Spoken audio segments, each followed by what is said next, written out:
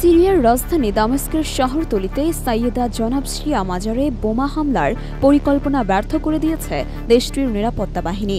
জঙ্গি গোষ্ঠী আইএসআইএস এর পরিকল্পনাটি নস্যাৎ করার এই সাফল্যের খবর নিশ্চিত করেছে রাষ্ট্রীয় সংবাদ সংস্থা সানা। গোয়েন্দা বিভাগের সূত্রে জানা যায়, সাইয়েদা জয়নাব মাজারের ভেতরে বিস্ফোরণ ঘটিয়ে হামলা চালানোর জন্য আইএসআইএস এর সদস্যরা সক্রিয় ছিল, তবে তাদের এই প্রচেষ্টা আগে থেকেই নজরদারিতে ছিল।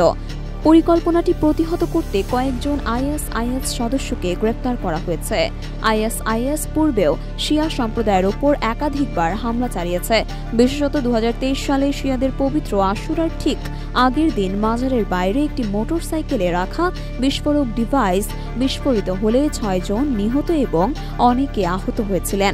সিরিয়ার জেনারেল ইন্টেলিজেন্স সার্ভিসের একজন কর্মকর্তা জানিয়েছেন, জনগণকে সুরক্ষা দিতে তারা সর্বাত্মক প্রচেষ্টা চালিয়ে যাচ্ছে। এই সফল অভিযানটি আইএসআইএস এর মতো জঙ্গি সংগঠনের ভয়াবহ কর্মকাণ্ড প্রতিহত করতে সরকারের প্রস্তুতির প্রমাণ।